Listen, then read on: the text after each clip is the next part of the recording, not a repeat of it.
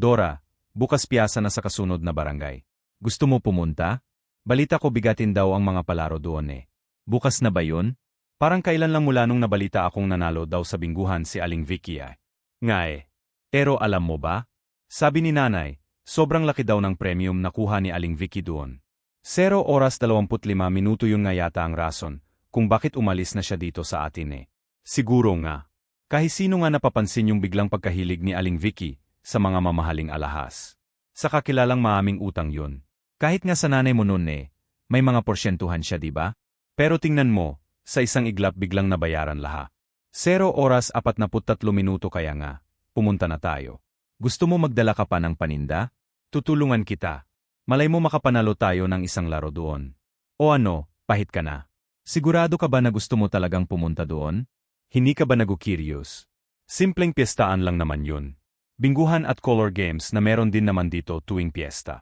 1 oras 4 minuto pero pag sa kanila, parang nanganalo sa loto sa premyo. Paano kung may malalim palang dahilan yun o kaya naman may kapalit? Nasubukan nyo na ba maglaro ng bingo o dumayo sa piyestahan para makihalubilo sa iba at makisaya? Paano kung ang simpleng laro ay isa palang patibong para makuha ka at ikaw naman ang magiging laruan nila? Ano ang gagawin mo? I-comment ang inyong sagot para mabasa ko. Dahil kung isa ka sa mga taong minsan nang naatit ng simpleng bingguhan sa piyestahan, kagaya ng magkaibigang Sinagabat Dona, 1 oras 48 minuto mas mabuti kung mapakinggan nyo ang kwento nito.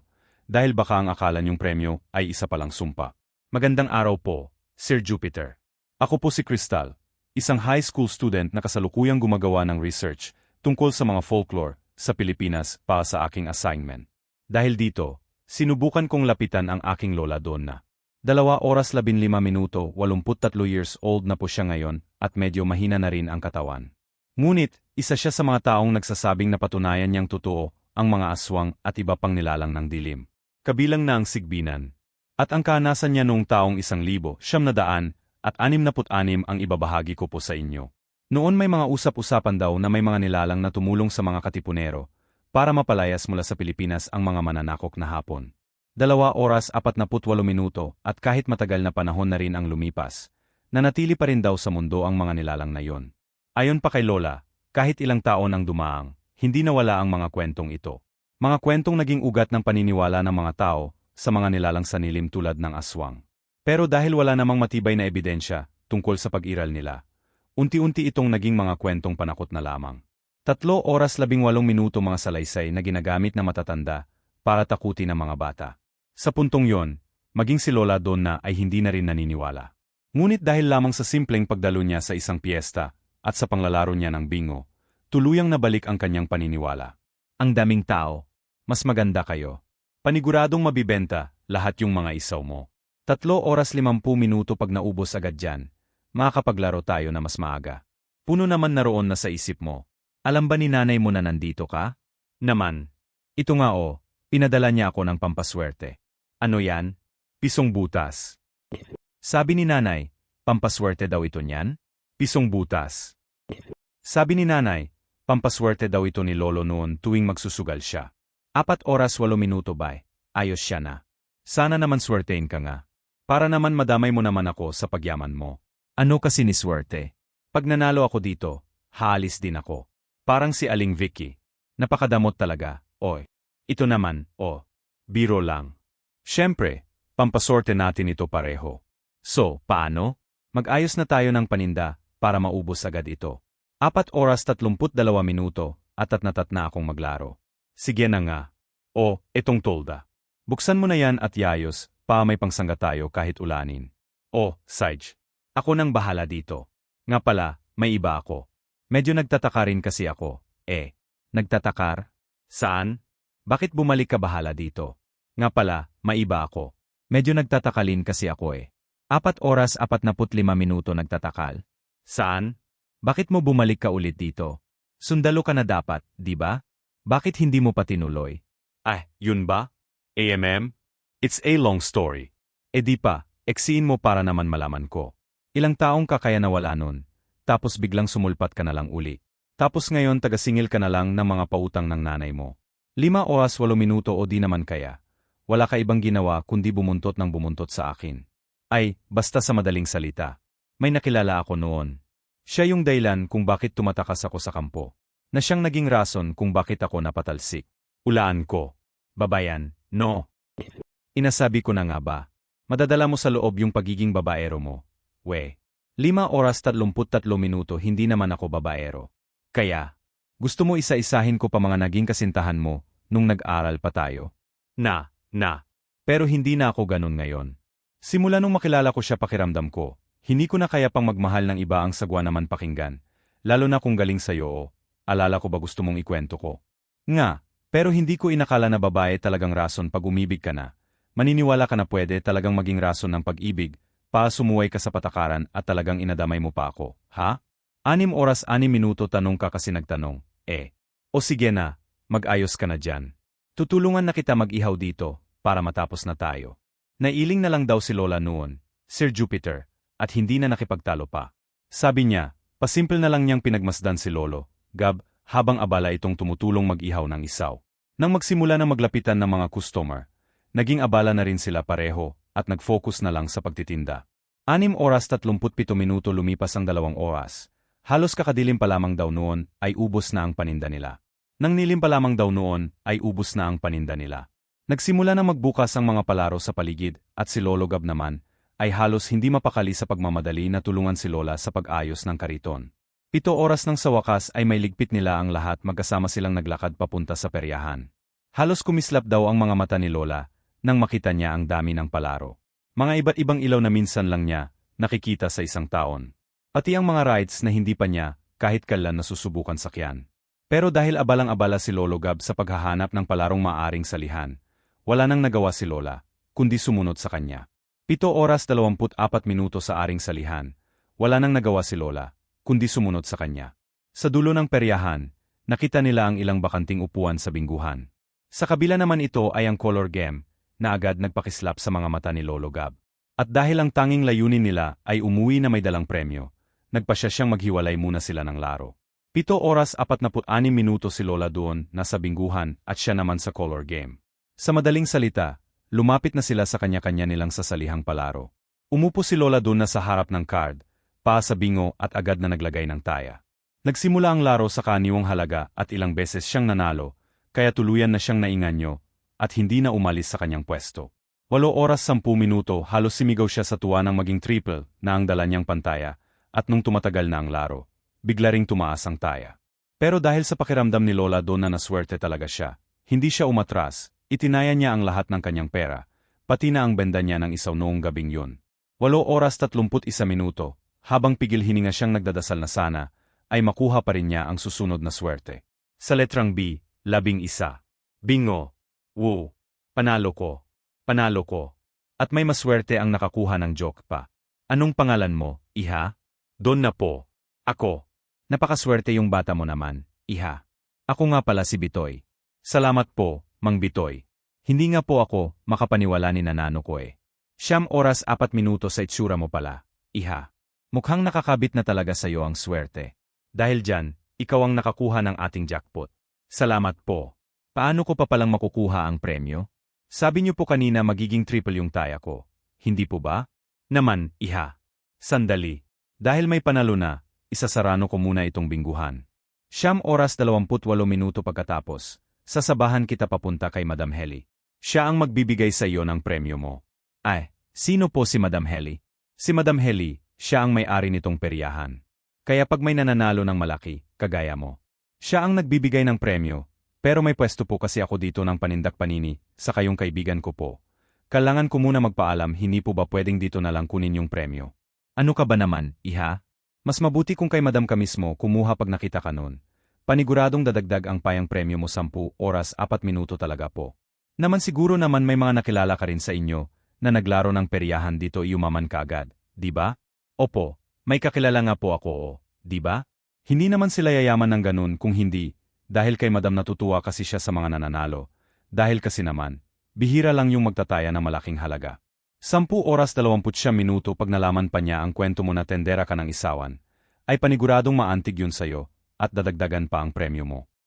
Paano niyo po nalaman na isaw ang paninda ko? Hindi ko na po sinabi sa inyo, di ba? Ha ha ha ha. Ano kasi? Naamoy po sinabi sa inyo, di ba?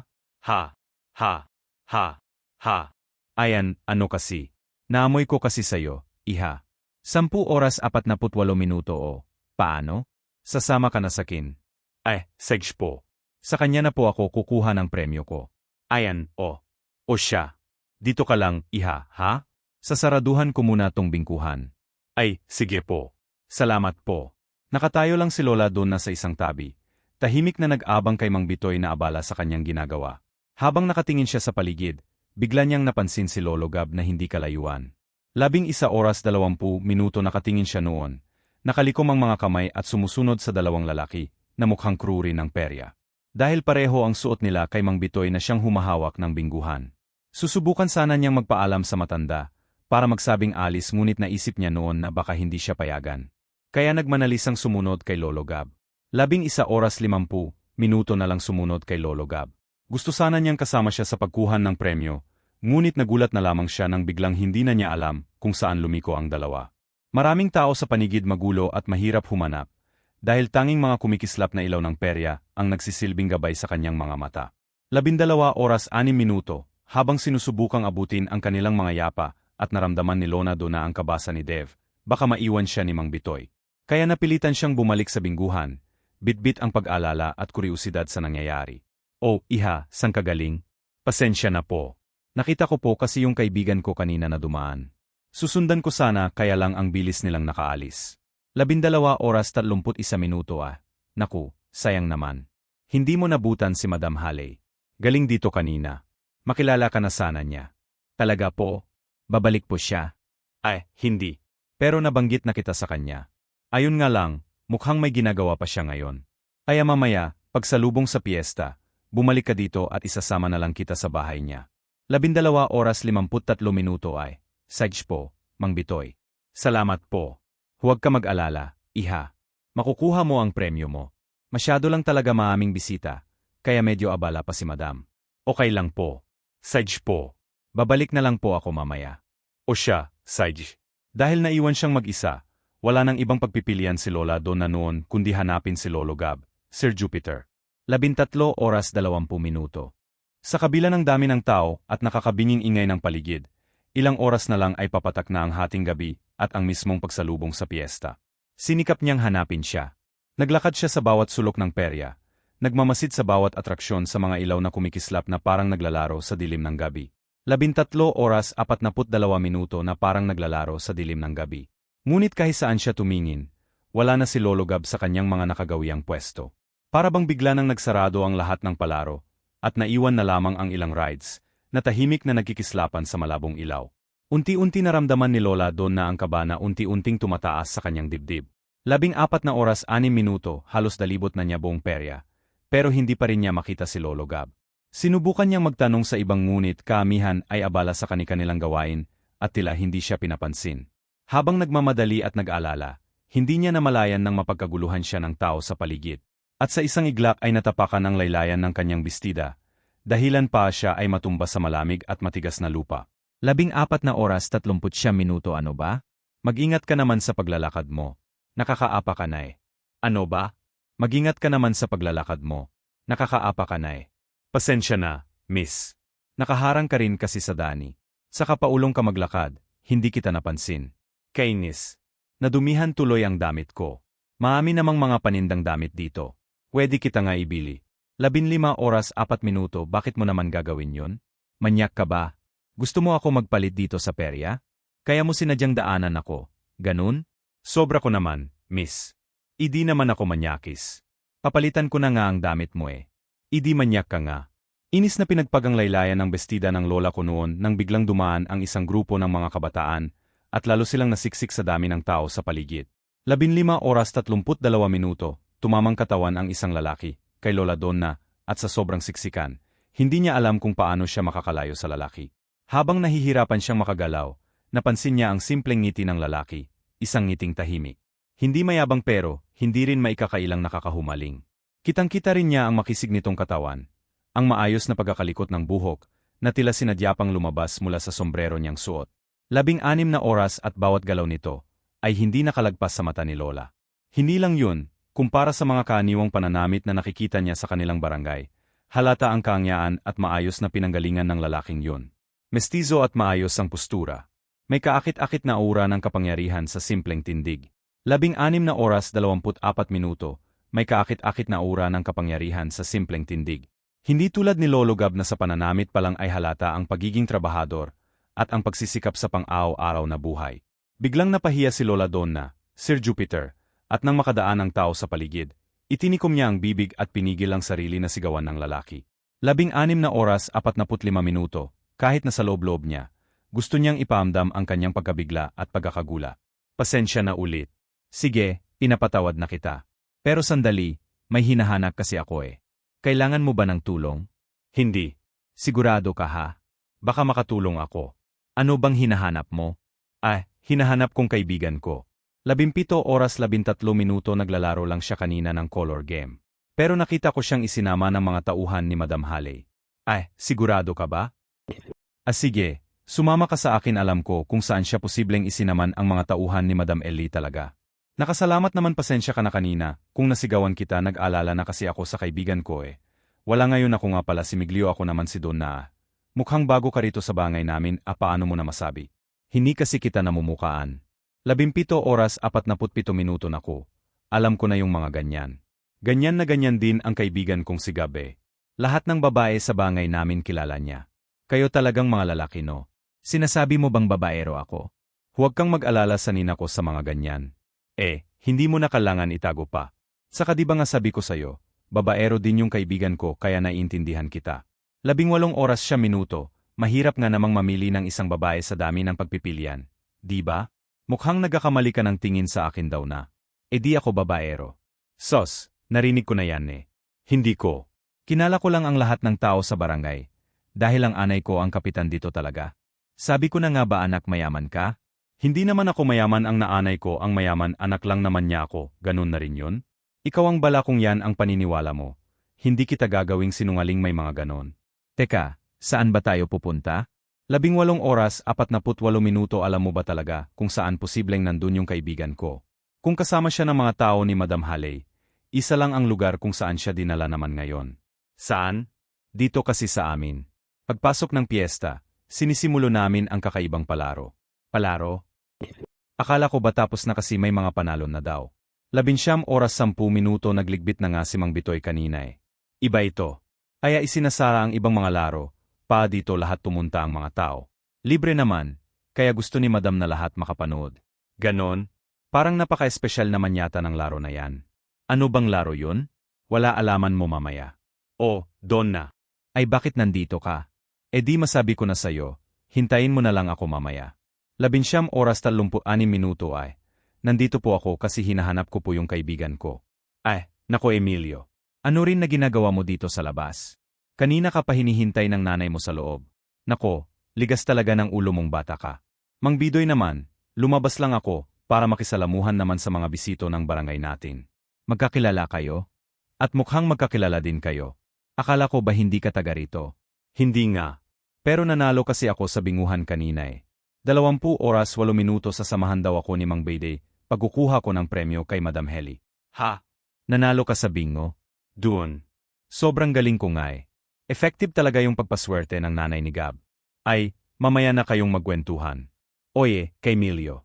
Pumasok ka na sa loob, kailangan ka ng nanay mo at ikaw naman doon na. Halika, nandito ka na rin naman, dito ka na maghintay kay Madam Halley. Teka, sandali po, pupuntahan muna namin yung kaibigan ko, hindi ba Emilio? Huwag kang mag-alala sa kanya, doon na sigurado ko. Sumali siya sa laro na tinutukoy ko kanina. 20 oras 47 minuto, sigurado ka ba? Huwag kang mag-alala. Di naman bata ang kaibigan mo, hindi ba? Maliit lang ang barangay nako, hindi siya maliligaw. Kung sa bagay. Halina kayo, pasok na muna sa loob. Ikaw, Emilio, nasa taas ang nanay mo. Sumunod ka na. Ikaw naman, Donna. Maupo ka muna dito. Hintayin mo ang pagbaba ni Madam Halley. 21, 11 Saj, pa. Muling naiwan si Lola Donna mag-isa noon. Nakaupo sa mahabang sofa na may kulay brown na sapin. Agkaupo pa lang niya, nakarinig siya ng maliit na yabag na ikinakilabot niya, at tatayo na sana siya nang biglang tumalon mula sa labas ng bintana ang isang batang lalaki. May hawak itong baril na gawa sa kahoy, saglit siyang napatitig, bago siyang ninityan ng bata na agad namang nagtatakbo pakyat sa agdan. 21, 43 na pangiti si Lola Donna sa eksena at sa katahimikan. Hindi niya napigilang ilibot ang paningin sa paligid. Sabi niya ang bahay ni Madam Haley noon ay tipikal na bahay ng mga mayayaman sa panahong yun. Gawa sa sementadong pader, makapal na tabla ng naasa sahig, at malalaking bintana na gawa sa kapis. 22. 04 makapal na tabla ng nara sa sahig at malalaking bintana na gawa sa kapis. Palibas at lumaki sa hirap ang lola ko noon, Sir Jupiter, hindi niya mapigilang mamangha sa kabuuan ng bahay. Kung gaano ito kalaki at kangya sa kanyang mata, yun ang dahilan kung bakit hindi niya namalayan na mula sa unang palapag ay bumaba si Madam Haley. 22, 24 na tauhan na lamang siya na biglang tumikhim sa kanyang haapan. Biglasang napatayo ng tuwid, napatingin sa mataas na babae, nakapuso ng buho, nakasunito ng magandang tela ng bestida, at may hawak na pamaypay sa kamay. Sa gilid niya ay nakatayo si Mang Bitoy, bahagyang nakatungo ang ulo. Sa likod naman ng babae ay nakatayo ang dalawa pang tao. 22, 48 isa rito ay ang kakikilala ni Lola noon na si Emilio, at ang isa pa ay isang babae na halos kaedad lang ni Lola. Ikaw ba si Donna? Yung nadalo sa bingo kanina. Ako nga po, magandang gabi po, Madam, tama-tama at nandito ka na, halika. Sumama ka sa amin sa hapagsabay-sabay natin sa lubungin ng fiesta naku. Hindi na po, Madam, nakakahiya naman po, okay lang po akong maghihintay dito, huwag kang mahihay. Hatayo-tayo lang naman isa pa. Gusto rin kitang makilala ng mabuti, ganun po ba? Maaming salamat to. 23, 26 walang anuman. Nga pala, sila ang mga anak ko. Si Ibelio, ang panganay. Kilala mo na raw, sabi ni Kuya Bitoy. Opa. Kanina lang po kami nagkakilala. Ito naman si Victoria, ang nag-isa kong anak na babae. At ang bunso ko naman si Antonio. 8 taong gulang. Siguro kung saan-saan na naman tumatakbo yon. 23, 51 kapag may nakasalubong kang batang makulit, siya na yon. Opo, nakita ko nga po siya kanina. Ay nako, yung batang yun. Pasensya ka na kung naispukurbo ka man niya sa paglalaro niya. Natural lang naman po yun sa mga bata. Wala pa po silang masyadong iniisip kundi ang paglalaro pa ng at mag-ingay. Mukhang sanay ka sa mga bata 24, 11 may anak ka na ba, iha? Naku, wala pa po. Dalaga po ako. Pero panganay po ako. Kaya marami akong inaalagaan na mas bata sa akin. Kaya pala. Alam mo, mas gusto ko talagang nananalo ng malaki yung mga taong alam kong nangangailangan. Mas nagkakaroon ng saysay ang negosyo. Kapag ganoon. Ang saya nga po ng palaro dito, ibang-iba sa amin. 24, 36 talaga? Ano naman ang pinagkaiba sa tingin nyo? Sa amin po kasi normal lang ang taya. Dito tumataas habang patapos na. Tapos nagiging triple pang panalo. Ngayon lang ako nakakita ng ganitong. Si Emilio ang nakaisip niyan. Talaga, Emilio? Ang galing mo naman. Salama. Ay, upo ka dito. Yurong ko ang bago pa sa'yo. 25, 03 salama. Kuya Bitoy, pakihain na ng mga pagkain. Opo, madam. So, mabalik tayo. Paano ko pala napunta sa barangay namin? May kakilala ka ba rito? Ay, naku, wala po. Trip lang po namin ng kaibigan kong dumayo para makapagbenta at makasali sa palaro. Sikat po kasi dito na malaki ang premyo. May kasama ka palang kaibigan. 25, 26 na saan siya ngayon? Bakit hindi mo isinama? Nag-ahiwali po kami kanina. Uli ko po siyang nakita kasama ng mga tauhan nyo sa color game. Ibig sabihin po ba panalo din siya? O, hindi ko pa masasabi. Hindi ko pa nakakausap ang mga tao ko. Si Kuya Bitoy kasi pinsan ang asawa ko yan. Kaya mabilis kanyang nailapit sa amin. 25, 54 pero huwag kang mag-alala. Kung nanalo rin ang kaibigan mo, bukas makukuha niya ang premyo niya. Ganun po ba? 12 na po, nanay. Ay, tamang-tama. Andan ng pagkain. Alina kayo. Salubungin natin ang fiesta. Pagkasabi noon ni Madam Haley, dumating ang mga katulong at isa-isa nilang inilapag ang mga plato sa harapan ni Lola Donna. 26, 21 hindi mapigilan ni Lola Donna ang bagyang pagtaas ng kilay at hindi maalis ang pagkagulat sa kanyang mga mata. Tila ba buong katawan niya ay nakatingin sa plato.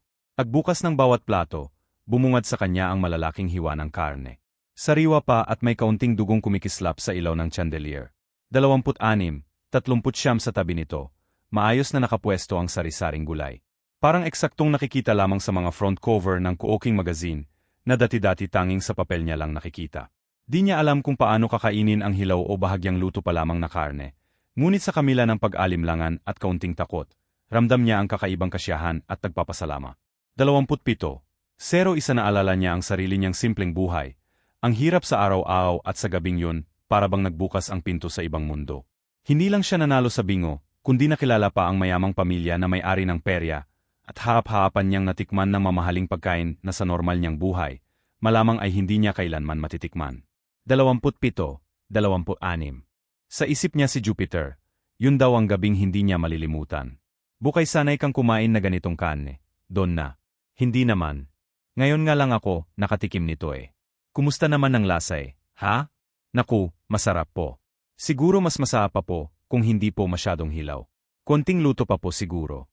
27, 49 prayer stick ang tawag dyan. Prayer stick. Hindi pa yung masyadong kilala sa lugar natin pero, paborito namin yan. Kung gusto mong mag-aral kung paano lutuin ito, iha, kay Victoria ka lumapit. Siya ang guro ng sikat na lutong ito nung nag-aaral siya sa Maynila. Yun nga lang, naalis siya sa kanyang pag-aaral dahil sa lalaki. 28, 11 ay nako. Tuwing naalala ko yun, hindi pa rin ako makapaniwala na nasayang lamang ang ilang taon dahil sa lalaki. Totoo nga po siguro kasi sabi ng kaibigan ko, kapag nagmahal ang tao ng totoo, pwede talagang maging dahilan para sumuway sa mga patakaran, para makasamang kanilang minamahal. Mukhang masyadong malapit ka sa kaibigan mong yun, Donna. 28, 34 kanina mo po siya nababanggi. Nako, kababata ko kasi yun. Kung hindi nga siya umalis nun pa sa training niya bilang sundalo, hindi talaga kami maghihiwalay. Sundalo siya umalis nun pa sa training niya bilang sundalo. Hindi talaga kami maghihiwalay. Sundalo siya? Hindi eh. Napatalisik din siya sa kampo, dahil sa babae. 28, 50 katulad yung nangyari kay Victoria. Busig na po ako, nanay. Akit na muna ako sa kwarto ko. Nakuha. Naghalit yata sa akin si Victoria. Pasensya na po, madam. Hindi ko naman po intensyong makasakit. Nagkukwento lang naman po ako. Huwag mo lang problemahin yun. Wala nang umuwi siya, ganyan ang ugali niya. 20, 11 siya nanggang mali. Siya pang galit kapag naalala ang kanyang mga palpak na desisyon sa buhay. Tapusin niyo lang natin ang hapunan. Mamaya, sumama ka sa amin sa panunod ng huling palaro. Yan na ba yung ginagwento mo sa akin kanina? Yun na ngayon. Sayang, hindi ko kasama siga. Nakapanood rin sana siya. 20, 30 malay mo naman, magkita kayo dun. Maaming tao ang pupunta. Baka nga lahat eh. Kaya paniguradong mainggan nyo rin siyang sumama. Kung sa bagay nga, tama ka. Natutuwa ako sa inyong dalawa. Mukhang ang bilis ninyong nagkasundo ako nga pong namamanga sa pamilya nyo, kahit mayaman po kayo. Hinakausap nyo ko sa amin po kasi. Kapag umangat lang ang buhay, hindi na namamansin ang mga tao, masanay ka na sa mga tao. Ihabihira na lang ngayon ang mapagkumbaba. Pero ikaw maniguradong pag nakuha mo ang premyo mo, bihirang na lang ngayon ang mapagkumbaba. Pero ikaw, 30. 07 paniguradong pag nakuha mo ang premyo mo, hindi sasama ang ugali mo. Alata naman sa pagkataamong napalaki ka ng maayos ng mga magulang mo. Nako, salamat po. Hindi ko nun po talagang gusto maging masama dahil sa pera. Nga pala, dahil usapang premyo na rin naman tayo, triplihan ko ang halaga ng premyo mo, iha. Tulong ko na rin sa pamilya mo. 30, 38 talaga po. Nako, salamat po, madam. Maaming salamat to. Siguradong matutuwa po mga kapatid ko at magulang ko kapag nalaman nila to. Nako, walang anuman, iha. Masayang tinapos ni Lola doon na ang kanyang pagkain. Hindi siya nagtira sa panghihinayang at hiya, kahit busog na siya noon sabi pa niya pagkatapos na hapunan, sama-sama silang lumabas ng mansyon, papunta sa huling laro, na tinutukoy nila, wala siyang kaalam-alam sa susunod na mangyayari para sa kanya noon. Sunod-sunod talaga ang swerte niya at yun ang simula ng kanyang pag-asenso sa buhay 31. 11 pansamantala, nakalimutan na rin niya si Lolo Gab, na kontento na siyang isipin na posibleng magkita na lang. Sila sa huling laro, dahil dun naman lahat papunta ang mga tao. Kilala rin niya si Lolo, na hindi mapipigilan ang sarili na makiusyoso sa mga ganong bagay. Kaya naman, dahil kasama siya ng pamilyang may-ari ng perya, nakapwesto siya sa unahan. 31, 38 ang paligid ay bago sa paningin ni Lola doon na noon. Sabi niya para itong malaking basketball court, na may mga bangko na nakahanay pa itaas para sa mga manonood. Pero sa gitna ay may malaking kulungan gawa sa makakapal na kawad o chain link fence. Saado rin ng barbed wire ang itaas nito. Paabang talagang iniiwasan na may makapasok. 32, 03 sa dulo nakakita siya ng malaking pintuan na itim ang kulay, at sa kabilang dulo naman ay katamtamang laki ng pinto na gawa sa kahoy. Tumunog bigla ang megaphone, hudyat na magsisimula na ang laro. Tumayo ang mga tao at nagpalakpakan kaya agad na sumabay din si Lola Donna. Sa upuan katabi niya si Emilio at kasunod naman ito ay ang tahimik at mahinhin na si Victoria. 32, 29 kasunod si Madam Heli na may malawak ng ngiti habang nakatingin sa loob ng ring. Nang pumasok ang magsisilbing host, hawak ang megaphone, ipinakilala pa nito, si Madam Heli, at pinalakpakan siya ng mga tao. Si Madam Heli at pinalakpakan siya ng mga tao. Habang nagpapatuloy ang host sa pagpapaliwanag ng rules ng laro, nagsimula si Lola na lumingap sa paligid, pahanapin si Lolo Gab. 32, 53 ngunit kahit nalibot na niya ang mata niya sa bawat bahagi, hindi pa rin niya ito nakikita. Hindi nagtagal nagsimula na ang laro. Bumukas ang maliit na pinto sa kabilang dulo, at lumabas doon ang isang lalaki. Walang pangitaas. May kulay pulang tali sa ulo at pula rin ng pangibaba. Sa una hindi alam ni Lola kung ano ba talaga ang larong yun. Hanggang sa bumukas ang kabilang pinto, at lumabas ang tatlong malalaking aso. 33, 23 sa una nakatali pa ang mga ito, at nagwawala habang nakatitig sa kabilang panig tumunog ang megaphone, bilang hudyat ng simula ng laban. Napakapit na lamang si Lola sa kanyang kinuupuan sa matinding takot. Anong ginagawa niyo? Baka mapatay ng mga hayop yung lalaki. Huwag kang mag-alala. Hindi naman namin pinipilit ang mga sumasali dyan. 33, 54 malaki ka siyang premyo. Marami ang pumapatol. Pero paano po kung mapatay naman sila? Hindi mo kailangan alalahanin yan, Donna. Siyempre, takanda kami sa kung anumang mangyari. Pero hindi ba masyadong brutal? Bakit ka ba nakaisip ng ganitong palaro, Emilio? Di naman si Kuya nag-isip ng laro niyan. 34, 15 Victoria. Ano ba? Manahimik ka nga. Naguguluhan man at halos hindi alam ni Lola Donna kung saan ilalagay ang kanyang sarili. Pinilit niyang ibalik ang paningin sa laro, Sir Jupiter, at subukang maging kalmado ngunit sa mismong sandaling yon, nakatapat sa kanya ang isang lalaki sa loob ng ring. Malakas ang sigaw nito, at humihingi ng tulong at walang kalaban-laban na nasakmal ng tatlong malalaking aso at walang kalaban-laban na nasakmal ng tatlong malalaking aso. 34, 48 para daw nanigas ang mga kalamnan ni Lola noon, Sir Jupiter, at ang puso niya ay tila huminto sa pagtibok dahil sa takot. Itangkita niya ang bawat galaw kung paano pinag-agawan ng mga mabangis na hayop ang katawan at laman ng lalaki. Sa tingin ng gulat at takot, hindi na niya napigilan ang mismong pagsuka at dali-dali siyang tumakbo sa gilid ng ring, kalapit ng bakon para mailabas ang hapdi sa kanyang sikmura. 35, 18 ngunit bago po man siya makapagpahinga, bumukas muli ang malit na pinto sa kamilang dulo at ang taong lumabas noon ay labis niyang hindi inaasahan. Halos hindi makapagsalita, kumapi si Lola doon na sa ring at pinagmasdan ng mabuti ang lalaki sa loob, pasiguraduhin kung si Lolo Gab nga ba ang nakikita niya. 35, 33 ganun na lamang ang panik na naamdaman niya nang magtama ang kanilang paningin. Parang tumigil ang mundo sa paligid nila at ang takot, taba at pag-alala ay naghalo sa isang matinding emosyon na hindi niya malilimutan. Gab! Gab, lumabas ka dyan. Anong ginagawa mo dyan? Gab! Donna, sandali. Huwag kang gumawa ng eksena dito. Mapapahiya si nanay. 36, 02 hindi. Matiman mo ako. Siya yung kaibigan ko na hinahanap ko. Siya yung nandyan sa loob. Tulungan mo siya. Donna, narinig mo naman si nanay, hindi ba? Hindi pinipilit ang mga sumasali sa larong to. Hindi. Hindi ako nininiwalang magagawa ito ni Gab. Baka nagkamali lang kayo. Please. Palabasin mo muna siya. 36, 24 tulungan mo ko, Emilio. Gab. Umalis na muna tayo dito, Donna. Huwag ka nang manuod. Sandali lang, Emilio. Kailangan ko siya makausa. Malito. Hindi siya sasali dito. Akiusa. Gab. Gab. Hindi. Itigon niyo ang laro. Hindi pwede. Victoria. Gab. Victoria. Pati pa naman ikaw. Kuya, nagkakamali kayo, hindi sasali sa larong to si Gab, palabasin niyo siya dyan, umayos ka. Victoria, nakakakuha ka na ng atensyon, ano bang nangyayari dito, Emilio? Wala po. Nanay, Madam Ellie ang lalaki, nasa loob, siya po yung hinahanap kong kaibigan. 37, 07 hindi po siya samali sa larong niyan. Baka po nagkamali lang ang mga tauhan nyo. Palabasin niyo po siya. Sinasabi mo bang hindi ba ingat ang mga tauhan ko? Hindi naman po sa ganon, pero, hindi maaring magkamali sa pagpiling ng mga malalaro. Bilang lamang sila. Kaya nasisiguro kung ginusto ng kaibigan mong mapasali sa pagpili ng mga malala. Bilang lamang sila. 37, 25 kaya nasisiguro kung ginusto ng kaibigan mong mapasali sa larong yan. Hindi po totoo yan, madam. Maniwala po kayo. Hindi po ipapahamak ni Gab ang sarili niya. Ang mabuti pa, Emilio. Dalhin mo na si Donna sa bahay. Hindi ka gusto masira ang fiesta dahil dito. Opo, nanay. Pero paano ang kaibigan ko? Baka mapatay siya dyan. 37, 46 hindi. Hindi pwede ito. Nagsisimula ng laro. Gab. Gab.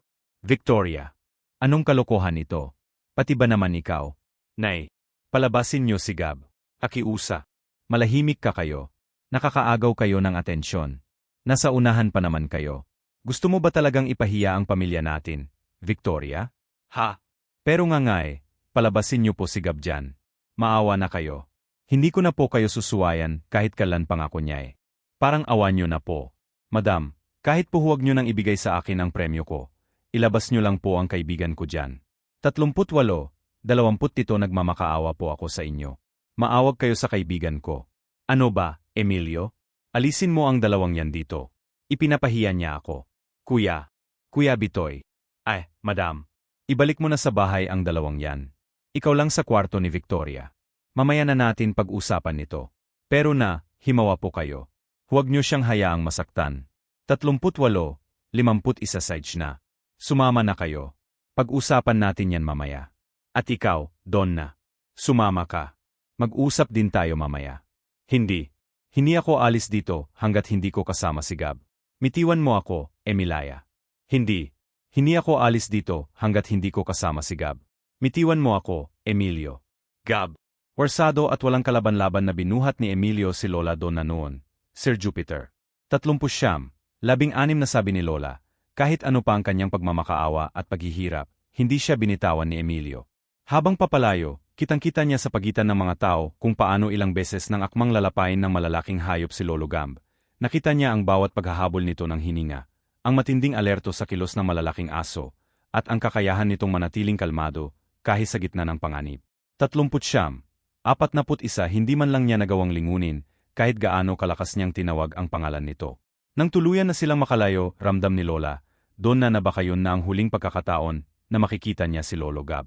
At sa isang igla parang nanatili sa ere ang oras, biglasang natulala, hindi alam kung anong nangyari sa kanilang magkaibigan sa loob lamang ng ilang sandali. 40 kung anong nangyari sa kanilang magkaibigan sa loob lamang ng ilang sandali. Nang maikulong sila sa loob ng kwarto ni Victoria, nanatiling nakatayo si Lola doon na sa isang tabi. Tila napalisa sa tako at pangamba. Hindi niya alam ang kanyang gagawin, paabang naiiwan siya sa isang laro, kung saan ang kapalaran ni Lolo Gab ay nakataya. At baka hindi na niya muling makita ito. 40, 27 samantala, si Victoria naman ay patuloy na umiyak sa kanyang kama. Malakas ang hagulgol at halatang naguguluhan rin kung paano makakatakas sa sitwasyon. Kahit hindi malinaw sa mga mata ng iba, malinaw kay Lola Don ang katotohanan. Ang babaeng kinahuhumalingan ni Lolo Gab noon ay si Victoria. Ang kaalaman na yun ay nagdulot ng halong inis at pangungulila sa puso ni Lola, Sir Jupiter, dahil sa kawalan niya ng kakayahan sa sitwasyon. 40, 56 na iwang nakasaksi lamang sa delikadong laro ng kapalaran ng kanyang minamahal. Victoria naman, ano bang pumapasok sa kukoti mo at nagwawala ka doon? Gusto mo ba talagang masaktan ni nanay? Ano bang ayaw niya na napapayasin? Pero kuya, hindi na tamang ginagawa ni nanay. Ilang taon na kung hindi nakikalam sa ginagawa niya, hindi ba? Sinusunod ko siya kahit labag sa kagustuhan ko, kuya. 41, 27 pero ngayon, hindi ko kaya ito. Ano niya nakuha si Gab? Wala akong pinagsabihin na kahisino, kung sino ang lalaking kinikita ko noon. Alam mo, may paraan si nanay para malaman kung sino ang lalaking nagigrason, kung bakit hindi mo nagawa ang misyon mo sa Maynila noon. Ibig sabihin, ikaw ngayong babaeng dahilan kung bakit napaalis si Gab sa pagsusundalo. Donna. 41, 53 ibig sabihin, kasalanan mo kung bakit nandito siya ngayon? Donna. Ano? Totoo naman ang sinasabi ko, hindi ba? Kasalanan yung lahat ng to. Kaya kung mamatay ang kaibigan ko sa larong yun, sisiguraduhin ko ipakukulong ko kayong lahat. Kahit ikaw, Emilio, hindi mo alam ang sinasabi mo daw na. Pwede kang mapahamak sa mga sinasabi mo. 42, 15 tinatakot mo ba ako? Hindi kita tinatakot. Pero hindi mo alam kung anong pwedeng mangyari sa'yo. Kung may makarinig sa'yo sa mga pinagsasabi mo. Bakit? Ano bang meron sa inyo? Sa pamilya mo, ha? Ano? Anong utak meron kayo, paabumuo ng ganitong klaseng laro? Ha?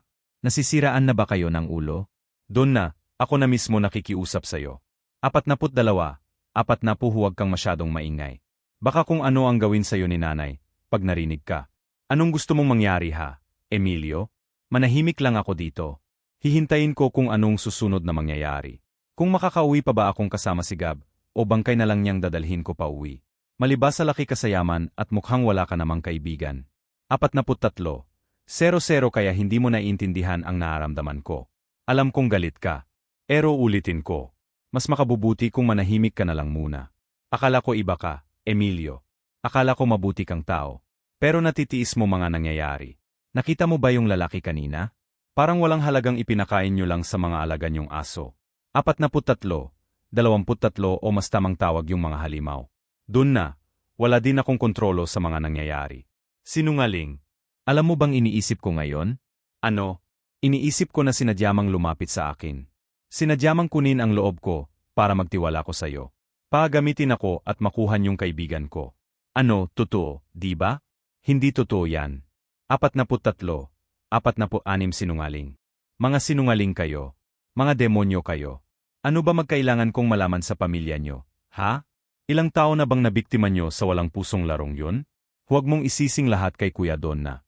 Hindi rin niya gusto ang mga nangyayari. Manahimik, ha? Donna? Hindi. Wala na akong pakialam sa inyo ngayon. 44, 07 kahit masaktan kayo sa mga sasabihin ko. Dahil unang-una, totoo naman, di ba? Na ikaw, Victoria, ang dahilan ng lahat ng ito. Bakit ba kailangan makilala ka pa ni Gab? Napahamak lang tuloy siya ng dahil sa'yo. Hindi ko rin naman gusto ang nangyayari, Donna. Palagay mo ba tatanggapin ko yung katuwiran na yan? Bata pa lang ako kasama ko na si Gab lumaki. 44, 30 at ni minsan, hindi siya gumagawa ng kilos na hindi niya pinag-isipang mabuti. Pero dahil sa'yo, nagbago siya. Walang kahihinat na nito. Kung sisisihin mo lang ang kapatid ko. Hindi. Tama siya, kuya. Kasalanan ko to. Kaya nakikiusap ako sa iyo ngayon. Tulungan mo kaming iligtas si Gab, Kuya Emilio. Pangako ko, hindi na ako magiging pasigoy pa kahit kailan sa inyo. 44, 50 hayaan nyo lang na makalabas ng barangay natin si Don at Gab. Victoria, alam mo hindi ko hawak ang desisyon ni nanay. Alam mo naman ang sitwasyon natin dito. Hindi tayo pwedeng makialam sa kanya. Hindi mo naman siya kailangan pilitin, Emilio. Ang kailangan lang namin ay makaalis dito. Hindi ito meron, Donna. 45, 18 masyadong malaki ang hinihili ninyo sa akin. At saka, maaming taon si nanay. Hindi kayo makakataka sa kanila. Kaya nga nakikiusap sa'yo, kuya. Tulungan mo kami. Hindi pa tumutunog ulit ang kampana, pa sa kasunod na laro. Ibig sabihin, buhay pa siya. At may pag-asa pa tayong matulungan siya. Kuya, pakiusa. Ngayon lang ako, hihingi ng pulong sa'yo. 45, 45 saglit na katahimikan ang namayani sa loob ng silid. Pero sa huli, wala na rin nagawa si Emilio kung itulungan silang makalabas. Lumabas sila sa kwartong iyon at naglakad pabalik sa laro.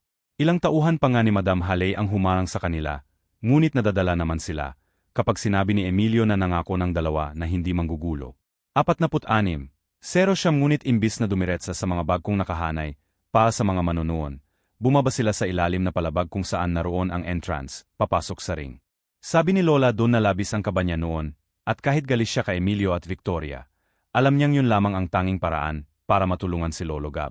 46, 30 nang makahating sila doon, nagtatakbuhan ang mga tao sa pinto, para bang handa silang haapin ang halimaw. Ano man ang mangyari, para lang sa malaking premyo. Nang tuluyan na silang tumapat sa kahoy na pinto na may nakaharang na panarang bakal, hitang-kita ni Lola sa parisukat na bintana ng panara, kung paano nakikipagbuno si Lolo sa mga halimaw. 47, 02 takbo, pag-ilag, matataas na talon at pag-akyat sa mismong ring ang naging paraan ni Lolo Gab para maiwasan ang mabangis na hayop. Pero kahit mukhang kinakaya niya, kitang-kita rin ni Lola ang matinding pagod nito, ang mapupulang mata at pagtitiis sa hapdi ng mga sugat na natamo. Ako si Emilio, panganay na anak ni Madam Haley. 47, 22 tapos ng laro, ito na ang guli. Umanay na lang ulit kayo sa susunod na piyesta. Sa ngayon, pwede na kayong umuwi. Ano? Hindi na ba yata patasyad? Kanina pa kami nakapila dito eh. Saka nakahandaan na rin mga pusta namin. Naiintindihan po namin kung galit kayo. Pero tapos na po ang laro. 47, 41 bubuksan muli ang mga piyaryo sa labas. Kaya pwede nyo na lang doon ilaan ang mga pusta nyo. Oy, sintaman o. Naging sabi pa naman ako, para patambay ng mga halimaw na yan.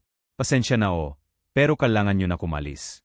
Nailing at inis na tumalikod ang mga lalaki. Sa isang iglap biglang nabakante ang lugar na yon. Huminga ng malalim si Lolo, saka humakbang si Emilio, para buksan ang pintuan. 48, 11 kumanda naman si Lola Donna sa susunod nilang gagawin, pati na rin si Victoria. Nang maalis na nila ang nakaharang na bakal, sumilip muna sila sa maliit na bintana. Inabangan ng puntong tatakbo, palapis sa pintuan si Lolo Gab. Inabangan ng puntong tatakbo, palapis sa pintuan si Lolo Gab. Nang makita nilang tamang pagkakataon si Lola, na mismo ang bumukas ng pintuan. 48, 37 malakas na sumigaw para kunin ang atensyon ni Lolo Gab at sinenyesan itong tumakbo papunta sa kanya. Mabilis namang nakuha yun ni Lolo. Pigil hininga at pinipigilan ang pagod at kumaripas papunta sa pinto. Mabilis silang naghawak ng kamay at nahigit ni Lola si Lolo sa loob bago nila tuluyang isinara ang pinto. 48, 57 otomatikong nagkayakapan na lamang sila ni Lolo sa labis na tako at tensyon. Ngunit nang mapansin ni Lola doon na natahimik ang paligid, nagtatakang inlibod niyang paningin para hanapin si Emilio at Victoria. Ngunit wala na sila. Tanging sila lamang ni Lola Gabang nasa loob. Kaya naman minabuti ni Lola doon na nakumilos agad. 49, 13 ngunit huli na. Paglabas nila ng silid, sumalubong na sa kanila ang mga kawal. Sa gitna ng mga yon ay si Madam Halley. Masama ang tingin sa kanilang dalawa at agad na ipinagutos na sina ay ikulong. Gab, alam ko na ang sasabihin na. Talaga? Sige nga, anong sasabihin ko? Alam kong galit ka dahil sumali ako sa laro. 49, 40 ano ba kasing pumasok sa kukotim at sumali ka? Noong nasa perya tayo, hindi gumagana ang pagpaswerte ni nanay. Sunod-sunod ang naging talo ko, Donna. Pero nung tapos ang laro, may luwapit sa aking lalaki. Ang sabi niya, may laro daw na magaganap sa pagsalubong sa fiesta. Hindi ko alam kung paano, pero paang alam niya na galing ako sa military. 50, 01 at sumama ka naman? Hindi. Gusto ko sanang kausapin ka naman. Nung papasok na ako, hindi nila ako pinayagan. Pero dumating muli yung lalaki, nag-alok sa akin ng laro. Ang sabi niya, kung gusto ko daw makausap sa Victoria, kailangan ko lang daw ipanalo ang laro. Nababaliw ka na. Akin na ngayong sugat mo tatalian ko. 50, 36 mabuti na lang mahabat ang bestida kong suot. Salama. Gab. Tama ka. Tama saan? Tama saan? Tama ka na nandito nga si Victoria, nakasama ko siya kanina ang totoo nga Katulong ko siya at ang kapatid niyang si Emilio sa pagliligtas sa'yo sa laro sigurado ka ba? Nung isinama ka ng mga tauhan ni Madam Halley, hahabulin sana kita noon para sabihin sa'yo na nanalo ako sa bingo. 51, 07 pero nawala ka naman agad. Sa paghahanap ko sa'yo, doon ko nakilala si Emilio. Siya ang rason kung bakit ako nakapasok sa bahay nila. Isinama pa nga nila ako sa pagsalubong ng fiesta. Doon ko rin nakilala si Victoria. Anak sila ni Madam Halley. Silang may-ari ng pariyahan. At mukhang galit sila sa'yo. 51, 28 anong ibig mong sabihin? Sabi ni Madam, hindi daw nakatapos ng pag-aaral si Victoria sa Maynila dahil nagkagusto siya sa isang lalaki. Uli ko na lang nalaman na ikaw palang tinutukoy nila. At ngayon, maniwala ka sakin. Pag sinabi kong hindi ko na sigurado kung makakalabas pa tayo dito. At ngayon maniwala ka sa akin. 51, 44 pag sinabi kong hindi ko na sigurado kung makakalabas pa tayo dito. Kung galit sila sa'yo, baka sinadya pa nilang ilaban ka sa laro, paalapain ka ng mga halimaw na yon. Susubukan ko silang kausapin. Ano mo naman gagawin yon? Hindi mo sila kilala. Ang hirap man naman kung totoo ba sila sa'yo o hindi. Kahit si Madam, akala ko mabuti siyang tao nung una. 52, 05 pero sinong mabuting tao magpapalaro ng ganon kabrutal? Gusto ko na lang umuwi. Sana hindi na lang pala ako pumunta sa piyestahan na to. Masensya ka na, Donna. Kasalanan ko to. Sana pala hindi na kita pinilit na sumama sa akin. Pero nandito na rin tayo Sana naman mabigyan ako ng pagkakataon na makita si Victoria. 52, 25, hindi ka ba natatakot mamatay? Sino naman ang hindi matatakot mamatay? Mukhang ikaw. Puro Victoria yung laman ng utak mo Hindi mo kasi alam ang pakiramdam ng umibig. Anong alam mo sa nararamdaman ko, pa sabihin yan? Galit ka ba sa akin? Ano ba sa tingin mo? Teka, sadali. 52, 44 bakit? Ano bang nagawa ko? Hindi mo kasi naiintindihan. Ang ano? Bakit ba hindi mo na lang ako diretsyoin? Donna? Ano bang nagawa ko sa'yo? Sabihin mo nga. Kasi hindi totoo na hindi ko alam ang pakiramdam na magkagusto. Alam ko yun, Gab. Kasi... Donna, Emilia, anong ginagawa mo dito? Nabala pa si Anay siyang pagpapatuloy ng laro. 53, 0-4 nililibang nila ang mga bisitang nadismaya sa huling laban. May kunting minuto tayo para mag-usap. Mag-usap? Bakit? Anong? Gap? Victoria. Victoria, mahal ko. Tila naudlot ang pangingilid ng luha sa mata ni Lola, doon na nang makita niya kung paano nagkayakapan ng dalawa. Kahit pa may nakaharang na rihas sa pagitan nila. 53, 32 parang may kung anong bumalo at pumisa sa kanyang dibdib noon, Sir Jupiter. Isang halo ng lungkot, pangungulila at di may paliwanag na sakit sa puso. Bata pa lamang siya nang simulan niyang damhin ang pagmamahal niya kay Lolo Gab. Ngunit malinaw na noon pa man na pa sa kanya, isa lamang siyang kaibigan. 53, 54 isang kapatid sa mata ni Lolo Gab. Kaya naman kahit kabaliktaran ang naaramdaman ang kanyang puso, tahimik siyang sumandal sa kabilang tabi. Pilit pinipigilan ang sarili na magpakita ng damdamin. Hinayaan niya ang dalawa na mag-usap habang siya at si Emilio naman ay magkatapat na nakaupo sa kabilang bahagi. 54, 14 na parehong tahimik, parehong walang masabi sa nangyayari sa kanilang haapan. Ngunit sa kabila ng pag-iwas niya ng tingin kay Lolo Gab at Victoria, hindi niya maiwasang mapansin ang masusing titig ni Emilio sa kanya. Ang sabi ni Lola ang mga mata daw ni Emilio ay may halong pagkabahala at pagkakiryoso. 54, 36 at paabang sinusubukan niyang basahin ang damdamin ni Lola Donna nang hindi nagsasalita. Sa bawat sandaling yun, nagtataka at kunot noon niyang ginantihan ang mga titig ni Emilio. Gusto mo siya? Anong sinasabi mo dyan? Hindi mo maitatanggi sa mga mata mo. Ang sagot sa tanong ko daw na, iwan ko sa iyo. 55, 03 bakit ba hindi mo na lang kami pakawalan dito? Hindi ako ang humahawak ng susi ng mga kulungan dito at kapag pinatakas ko kayo mas lalala ang sitwasyon gaya ng nangyari kanina. Kapag nangyari yun, baka mas lalala pa ang mangyayari sa inyo. Baka hindi nga nagawang mapatay ng mga sigbinan sigap, pero ngayon baka pati ikaw madaamay pa sigbinan.